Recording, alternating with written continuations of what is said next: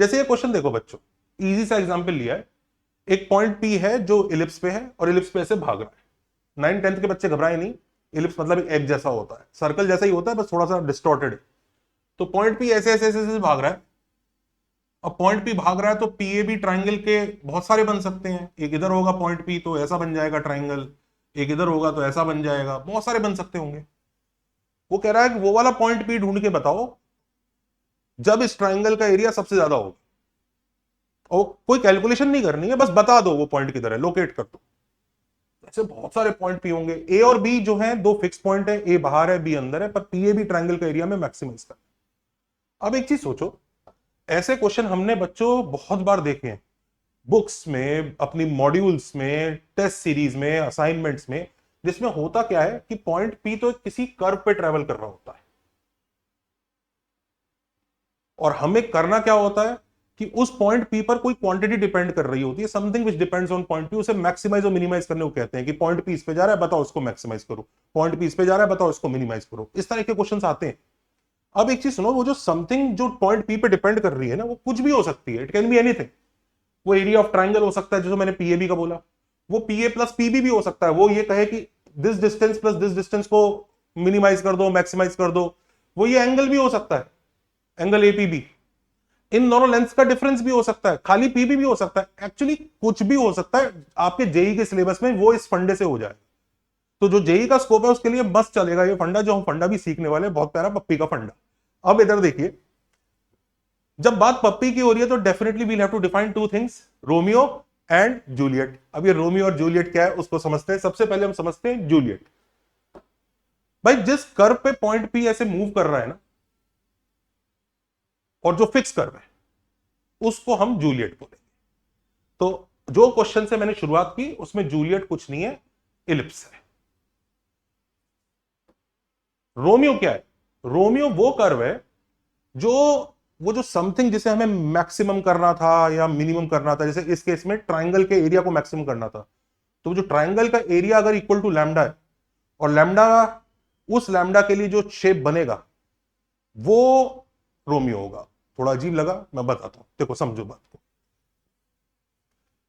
मान लीजिए area of triangle PAB lambda है, वो तो जूलियट है, परफेक्ट है, पर area of triangle PAB let say lambda है। अभी तक हमने रोमियो लोकेट नहीं किया, मैं दिखाता हूं रोमियो क्या है। अब अगर मान लो उसका बेस फिक्स है ट्राइंगल का, मान क्या लो, ऑफकोर्स ट्राइंगल का बेस तो फिक्स है ही, ए और लेट से लैम्डा की वैल्यू, मैं एक एग्जांपल ले रहा हूं, लेट से 5 है। अब बेस फिक्स है, एरिया 5 है, तो एरिया तो हाफ बेस इनटू हाइट होता है ना, तो इसका मतलब उस ट्राइंगल की हाइट फिक्स हो जाएगी। अगर मैं late say lambda equal to 5 यानी एरिया इक्वल टू 5 बोलता हूं, एग्जांपल ले रहा हूं, तो उस केस में हाइट फिक्स हो जाएगी। हाइट क्या होगी? जो भी होगी, जितनी भी होगी। अब क्या ट्राइंगल फिक्स हुआ? नहीं, एक्चुअली बहुत सारे ट्राइंगल्स बन सकते हैं जिनकी हाइट वो सेम हाइट होगी। अगर हम इसको 5 रख के जो भी हाइट निकालेंगे, height H equal to 10 by A B जो आएगा, और ए बी की कुछ लेंथ है, मान लीजिए ए बी की लेंथ 10 ही है, तो हाइट एच 1 आ जाएगा। ये ए बी की लेंथ लेट से 2 है, तो ये एच 5, ये 5 ही आ जाएगा। तो इस 5 हाइट पर बहुत सारे ट्राइंगल्स बन सकते हैं, उन सबका एरिया वही आएगा, हाफ बेस इनटू हाइट से आपका 5। इनफैक्ट आप अगर एरिया चेंज करते रहेंगे, आपने एरिया 5 चूज किया था, तो वो एक लाइन आई थी जहां पर सारे पॉइंट पी वाले ट्राइंगल थे। भाई आपको सोचिए ना, ये सारे पॉइंट पी इस लाइन पर ही चल रहे हैं, सारे के सारे, वो सब के सब जो है एक ट्राइंगल देंगे जिसका एरिया 5 होगा। अब आप 5 की जगह 6 करिए, तो पॉइंट पी इस लाइन पे नहीं होगा, किसी और लाइन पे होगा। वो लाइन का डिस्टेंस थोड़ा और ज्यादा होगा क्योंकि एरिया ज्यादा बढ़ा है, वो लाइन कुछ और इधर बनेगी। तो एक्चुअली अगर मैं एरिया चेंज करता जाऊं, लेट से लैम्डा वो एरिया है, तो लैम्डा इक्वल टू 0 पे तो ये लाइन ही होगी जो ओरिजिनल लाइन है, जहां से वहां पर पॉइंट पी होगा, ताकि ट्रायंगल पे चक्के ऐसे पापड़ बन जाए। लैम्डा इक्वल टू 5 पे इधर और इधर दो लाइन आएंगी, एक ऊपर और एक नीचे, वो ऐसी हाइट देंगे कि हाफ बेस इनटू हाइट से आपका आंसर एरिया का 5 आएगा। लैम्डा इक्वल टू 6 पे इधर इधर आएगी दो लाइंस, वो और दूर होंगी। लैम्डा इक्वल टू 7 पे और होंगी। तो ये जो इतनी सारी डॉटेड लाइंस दिख रही हैं आपको, ये हर एरिया के लिए, मतलब हर लैम्डा के लिए, कि एक लैम्डा की वैल्यू ये आई तो इस पे ये आंसर आया, इस पे ये लाइन बनी, इस पे ये लाइन बनी, इस लाइन बनी, ये लोकस आ गया बेसिकली। तो ये for each lambda we get 2 lines parallel to A B. ये जो जितनी भी पैरेलल लाइंस हैं, यही कलेक्शन रोमियो है। मतलब जिस चीज को हमें मैक्सिमाइज या मिनिमाइज करना है उसको इक्वल टू लैम्डा मानो, लैम्डा की वैल्यू डालना चालू करो, 0 1 2 3 4 5 6 चेंज करते रहो, और हर एक उसके लिए आपको एक शेप मिलेगा, उस शेप को स्केच करो। वो जो शेप कलेक्टिवली आएगी ना, बड़े सारे आएंगे भाई, एक तो होगा नहीं, आप लैम्डा की वैल्यू चेंज करते जा रहे तो बहुत सारे आएंगे। तो उस केस में वो जो आपको कर्व्स का कलेक्शन मिलेगा वो रोमियो है। अब जरा इनको जरा एक साथ लेके आते हैं। तो भाई उस क्वेश्चन में ये जूलियट जो फिक्स कर्व है और ये रोमियो वो पैरेलल लाइंस। आप कोई भी पैरेलल लाइन लेंगे वहां पर उसके हर पॉइंट से जब ये एरिया निकाला जाएगा आंसर फिक्स आएगा। रोमियो और जूलियट देख लीजिए। अब फंडा क्या कहता है? फंडा ये कहता है कि भाई जो मैक्सिमम या मिनिमम होता है ना, वो तब होता है जब रोमियो किसेस जूलियट। तो जब रोमियो जूलियट को किस करता है उस वक्त मैक्सिमम या मिनिमम होता है। किसिंग मतलब tangency, tangency is also called as kissing, two curves are kissing मतलब टेंजेंसी ही होता है, समझ लो, अच्छे मतलब भी होते हैं। तो अगर हमें इसमें मैक्सिमा या मिनिमम ढूंढना है तो there will be two such lines जो इलिप्स को टच कर रही होंगी इधर, इसमें ये P1 ये P2। अब हमें मैक्सिमम का आंसर ढूंढना है और थोड़ा कॉमन सेंस भी लगाना पड़ेगा, इन दोनों में से एक आंसर होगा। कौन सा वाला होगा? ये वाला ज्यादा दूर लग रहा है तो एरिया ज्यादा बड़ा आएगा, तो P2 आंसर। तो यानी इससे ज्यादा दूर जो टेंजेंट लाइन है जहां टच कर रही है वो पॉइंट है जो एरिया मैक्सिमाइज करेगा, मतलब ये वो सबसे बड़ा वाला ट्राइंगल होगा जिसका एरिया सबसे ज्यादा है। तो थोड़ा कॉमन सेंस भी लगाना। मिनिमम वाला ये होगा, ये नहीं होगा, ये वाला होगा। मिनिमम तो यही है ना खुद, जहां पर एरिया 0 आ जाता है। तो मैक्सिमाइज या मिनिमाइज करने के आपको कैंडिडेट्स दे देता है, फिर थोड़ा कॉमन सेंस आपको लगाना पड़ता है कि यार इधर होगा या इधर होगा। अब ये तो यहां तो बहुत सिंपल सा था, सोच लिया हमने, थोड़ा थोड़ा और इसमें तड़का लगाते हैं। ये मान लीजिए एक सर्कल है, फिक्स सर्कल है, ए और बी दो पॉइंट है, सर्कल के बाहर पड़े हुए हैं ऐसे ही, फिक्स है। पॉइंट पी सर्कल पे घूम रहा है। अब हमें वो पॉइंट पी ढूंढना है, लोकेट करना है, सच दैट ये जो एंगल है ये मैक्सिमम है, सबसे ज्यादा है। अब सोचिए कि भाई पॉइंट पी कर्व पे भाग रहा है और पॉइंट पी के हिसाब से वो एंगल चेंज होगा, तो ये तो वही चीज है, पॉइंट पी के हिसाब से कोई चीज चेंज हो रही है, कर्व पे भाग रहा है, इसमें रोमियो जूलियट लगाते हैं वापस। कैसे लगाएंगे भाई? सबसे पहले जूलियट कौन है? जूलियट वो कर्व है जिसपे पॉइंट पी भाग रहा है। अब रोमियो को लोकेट करते हैं। रोमियो मतलब ये चीज को हमें मैक्सिमाइज करना था, तो अगर लेट से इसकी वैल्यू θ1 है, तो अगर इसकी वैल्यू θ1 ले ली तो आपको समझ में आ रहा है जहां जहां θ1 बनेगा वो पॉइंट एक कर्व देगा। और आप जानते हैं कि जब दो फिक्स पॉइंट से सेम एंगल सबटेंड होता है, और मैं ऊपर ही कर रहा हूं, वैसे तो नीचे भी होगा पर ऊपर की बात है इधर, तो जो एंगल सबटेंड होगा अगर वो फिक्स रहता है तो आर्क एक सर्कल बनता है। तो अगर थीटा ले लें, थीटा के लिए ये आर्क बनेगा, θ2 ले लूं और दूसरा एंगल ले लूं जो से थोड़ा छोटा होगा, वो एक और आर्क देगा, उसमें और वापस आपका, उसमें सब जगह θ2 बन रहा होगा। तो कोई पूछे भाई फिर रोमियो का कलेक्शन कैसा दिखेगा?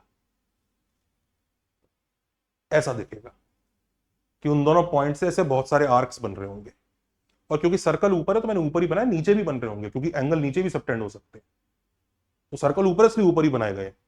तो आप खुद सोचिए कि ये सारे रोमियो आर्क्स हैं, इसमें से किसी भी आर्क पे आपका वो जो थीटा होता है वो कांस्टेंट आता है। फिर आप दूसरे आर्क पे जाएंगे तो नया कांस्टेंट आएगा, आएगा सेम ही, पर पिछले वाले आर्क से सेम नहीं आएगा। अब इन सब में से कौन सा वाला लें कि हमारा आंसर मैक्सिमम आ जाए? तो बात वही है भाई, उसका आंसर वो होगा जहां पर ये आर्क इस सर्कल को टच करेगा।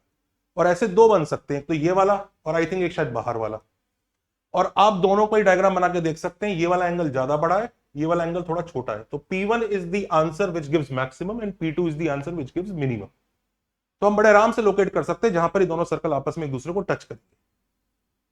एक और देखते हैं, ये एक पैराबोला है। अब हमें इस पे एक पॉइंट P लोकेट करना है, such that PA plus PB minimum है, P A plus P B minimum है। अब ये सोचिए कि यार ये भी कुछ कुछ वैसा ही लग रहा है, तो इसमें एक बात तो समझ में आ रही है कि ये तो जूलियट है। रोमियो फिगर आउट करना थोड़ा मेहनत का काम होता है, तो देखते हैं कैसे। तो देखिए जूलियट तो हमारे को पता लग गया कि वो रेड वाला पैराबोला है वो फिक्स है, उसी पे ही पॉइंट पी चल रहा होगा, ठीक है। रोमियो देखते हैं। रोमियो वो होगा जो P A plus P B की कोई वैल्यू लेट से सी के लिए बनेगा। कोई भी एक वैल्यू लिया करो, उसके लिए बना के देखो, फिर बाकी सब उस जैसे ही होते हैं। एक मिल जाता है रोमियो तो सारे रोमियो मिल जाते हैं, सारे एक साथ ही होते हैं। तो जैसे मान लीजिए P A plus P B constant होता है, तो बच्चों एक प्रॉपर्टी होती है कि पॉइंट पी एक इलिप्स में ट्रेवल करता है जिसके दोनों फोकस ए और बी होते हैं। अब आप इसमें सी की वैल्यू एक C1 लोगे तो एक इलिप्स आएगा, सी की वैल्यू C2 लोगे, थोड़ी बड़ी कर दोगे तो एक और इलिप्स आएगा, तो ऐसे बहुत सारे इलिप्स आते चले जाएंगे। अब इन दोनों को एक साथ बनाया जाएगा तो कैसा होगा, ऐसा होगा कि वो दोनों पॉइंट ए और बी हैं और बहुत सारे इलिप्स बन रहे हैं। हर इलिप्स पे P A plus P B एक पर्टिकुलर वैल्यू दे रहा है। हमें कौन सी वैल्यू चाहिए, हमें वो चाहिए जिसमें P A plus P B क्या है, मिनिमम है। तो अब उसको मिनिमाइज करने के लिए, अब देखो मैक्सिमम तो वैसे ही कॉमन सेंस ही समझ में आ रहा है कि ये पैराबोला ऐसे चलता चला जाएगा तो मैक्सिमम का आंसर तो इंफिनिटी है। मिनिमम कौन सा वाला मिलेगा, करेक्ट, मिनिमम वो मिलेगा जहां पे वो इलिप्स होगा जो इस पैराबोला को टच करेगा और वो पॉइंट ऑफ टेंजेंसी होगा। अब ये क्वेश्चन कोऑर्डिनेट ज्योमेट्री का है कि हमें पैराबोला की इक्वेशन मिल जाए, इलिप्स के दोनों फोकस गिवन है, find the ellipse that touches. ये कोई खास कुछ वैसा नहीं है, थोड़ी सी कैलकुलेशन जरूर है, पर कंसेप्चुअली तो सिंपल है। पैराबोला की इक्वेशन दे रखी है, इलिप्स के फोकस दे रखे हैं, इलिप्स की एक इक्वेशन लिखेंगे और देखो दोनों जहां टच कर रहे हैं वो पॉइंट ढूंढ लेंगे। इसमें ऐसा कुछ नहीं है कोऑर्डिनेट ज्योमेट्री का, पर द फैक्ट दैट वो पॉइंट ऑफ टेंजेंसी पे होगा ये क्रूशियल है, ये मजेदार चीज है। तो ये वो पॉइंट होगा। इनफैक्ट ये वाला देखिए, locate point P such that P A minus P B is maximum. अब पॉइंट पी किस पे मूव कर रहा है, इस सर्कल पे ही मूव कर रहा है, it is moving on this circle. अब P A minus P B इस डिफरेंस को हमें मैक्सिमाइज करना है। अब देखो सम में तो फिर भी कई लोग सोच रहे थे, तो मैं ऐसे ही सोच लेता कि दूर होना चाहिए पास होना चाहिए। डिफरेंस के लिए क्या करेगा, मैं बताता हूं डिफरेंस के लिए क्या करोगे। वापस वही रोमियो जूलियट, जूलियट तो वो है। अब तुम खुद से पूछोगे कि P A minus P B अगर लेट से कोई वैल्यू फिक्स दे रहा है सी, तो क्या शेप बनती है पॉइंट पी की। आपको याद आएगा, अरे तो हाइपरबोला है। तो P A minus P B अगर फिक्स होता है, लेट से सी होता है, तो पॉइंट पी हाइपरबोला पे ट्रेवल करता है। आप सी को चेंज करके नया C2 डाल दीजिए तो नया हाइपरबोला बन जाएगा, और ऐसे हाइपरबोला विद सेम फोकस बनते चले जाएंगे।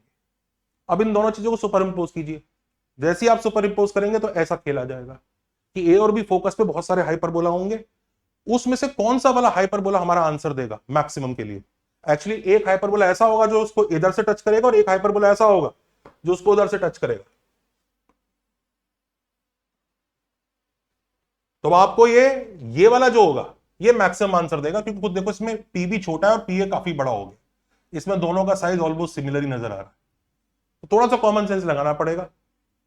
दूसरा ये भी हो कह सकते हो वो परपेंडिकुलर बाइसेक्टर के पास जा रहा है, परपेंडिकुलर बाइसेक्टर पे डिफरेंस 0 होगा, तो ये उसके आसपास है। तो those things you can consider if you have studied, but this point P will be where this circle touches this hyperbola. Which hyperbola? Hyperbola made on the foci A and B, जिसकी transverse axis की length हमें अभी पता नहीं है, वो निकालनी पड़ेगी क्योंकि बहुत सारे होंगे। तो ऐसा ट्रांसवर्स एक्सिस वाला पकड़ना पड़ेगा जो उसको टच करेगा। वो एक ही अननोन है जो हमें निकालना है। भाई दोनों फोकाई पता है तो ए ही पता है। हम अगर यहां पर ओरिजिन भी लेते हैं तो हमें यह भी पता है कि x square by a square minus y square by b square equal to 1 type की इक्वेशन है। बस अब बी निकालना है, ए ही पता है, तो इतना मुश्किल नहीं है। We have to just find that point of tangency. Calculation definitely ज्यादा होगी, लेकिन हम पॉइंट को लोकेट कर सकते हैं। यह क्वेश्चन आपके लिए होमवर्क है कि एक सर्कल है जिसपे पॉइंट पी भाग रहा है, फर्स्ट क्वाड्रेंट का सर्कल है, इसका सेंटर 4,2 है और रेडियस 1 है। अब सर्कल पे बहुत सारे जो पॉइंट्स हैं, उन पॉइंट से क्या हो रहा है कि वो कह रहा है P A this perpendicular distance plus this perpendicular distance के एडिशन को हमें मिनिमाइज करना है। तो ऐसा पॉइंट पी ढूंढना है such that length of P A plus length of P B minimum है। ये मॉड का मतलब लेंथ। ये मिनिमम आंसर देगा। तो आपको ये ढूंढना है, दिस इज दी होमवर्क। सोचिए पहले, अगर length of mod P A plus mod P B अगर कांस्टेंट होता है तो क्या शेप बनता है। अगर P point let's say x comma y है तो वो क्या है, वो तो एक्स है, वो वाई है, वो distance x plus y constant, तो क्या बनेगा। सोचिए, थोड़ा दिमाग लगाइए। फर्स्ट क्वाड्रेंट तो मॉड लगाने की भी जरूरत नहीं है। Think think think think, take your time. अब जिन बच्चों को आज का वीडियो पसंद आया वो लाइक शेयर सब्सक्राइब और कमेंट्स में लिख के बताइए हमें क्या चाहिए, आपको क्या पढ़ना है। हमने हर तरह की सीरीज शुरू की है। कुछ सीरीज ऐसी हैं जिसमें हम really out of the box चीजें डिस्कस करते हैं, जैसे फंडा सीरीज। कुछ सीरीज ऐसी हैं जिसमें हम लोग कंसेप्ट जो सिलेबस का वो है, जो स्टैंडर्ड चीजें हैं उनको हम डिटेल में पढ़ाते हैं। सीआईडी सीरीज है, उसमें आपको क्या चाहिए। एसकेटी मतलब इसमें हम प्रॉब्लम्स को कैसे अटेम्प्ट करना है वो बताते हैं। उस सीरीज के हिसाब से अगर आपको कोई चाहिए कि सर ये वाले क्वेश्चंस कैसे करते हैं, इनको सिखा दीजिए। कुछ नया सीखना है तो फंडा सीरीज की डिमांड कीजिए। कुछ ऐसा कॉन्सेप्ट है कि सर डबल समेशन सीखना है, ये सीखना है, तो वो उसको सीआईडी का डिमांड कर दीजिए। अगर आपको किसी तरह के क्वेश्चन में दिक्कत आ रही है तो एसकेटी, या फिर कुछ ऐसा कि सर इसमें एरर होती है, इसमें कुछ बिवेयर जैसा बना दो, तो बिवेयर सीरीज है। ये सारी सीरीज है। और हमारा बैच भी चल रहा है जिसमें हम लोग बच्चों को जेई के लिए बहुत अच्छे से पढ़ा रहे हैं, उसके बारे में देख लीजिए। इसके अलावा मैं एक नई टर्म डिफाइन कर रहा हूं, टीकेबी। टीकेबी का क्या मतलब है, थंबनेल का भोलू। आपने देखा होगा कि हम लोग काफी इंटरेस्टिंग इंटरेस्टिंग थंबनेल बनाते हैं, और थंबनेल के बाद जब वीडियो को आप प्ले करते हैं तो उसमें कोई कंट्रोवर्सी है ऐसा नहीं, उसमें प्योर मैथ्स और मैथ्स की पढ़ाई होती है। जो भी उस वीडियो को देखता है उसको वो वीडियो बहुत पसंद आता है, और वो समझता है कि इसमें एक्चुअली मैथ्स से जो मैथ्स को सीखना और मैथ्स को समझना है उसी की तरफ सर ले जाने की कोशिश कर रहे हैं। सर भी एंजॉय कर रहे हैं मैथ्स और हम भी एंजॉय कर रहे हैं। पर कुछ लोग ऐसे हैं वो सिर्फ थंबनेल देख के कमेंट कर देंगे, अरे ये क्या है, अरे ये तो बहुत इजी है, अरे ये तो मैंने वहां देखा है। अरे तुमने वहां देखा है तो इसका मतलब ये थोड़ी है कि वो हम वीडियो में नहीं डालेंगे। ये तो इस तरह की वो बात हो गई कि मान लीजिए आइंस्टाइन या कोई कुछ इक्वेशंस लिख रहे होते, अरे तुम क्या कर रहे हो, तो न्यूटन पहले ही बता चुका है। अरे भाई वो यूज तो करेंगे ना उसको। तो कोई भी जो ऐसा थंबनेल का भोलू थंबनेल को देख के बस कमेंट कर दे, अरे तुमने तो इस टीचर के अगेंस्ट बोल दिया। अरे वीडियो तो देख ले, उस टीचर की तारीफ की है भाई। देख वीडियो, देख, प्ले कर, समझ, लास्ट में होमवर्क क्वेश्चन दिया, होमवर्क क्वेश्चन को कर। तो आपको कमेंट में कोई भी मिले तो मेरी सब बच्चों से रिक्वेस्ट है, उस बच्चे के कमेंट के नीचे थंबनेल का बोलो, यानी टीके भी और एक आध स्माइली जरूर लिखिए। वो बच्चा भी कम से कम सोचेगा ये टीके भी क्या है, और उसके लिए वीडियो देखेगा, और फिर शायद उसका भी जेई सुधर जाए। तो सब बच्चों से रिक्वेस्ट है, thank you, take care, bye bye.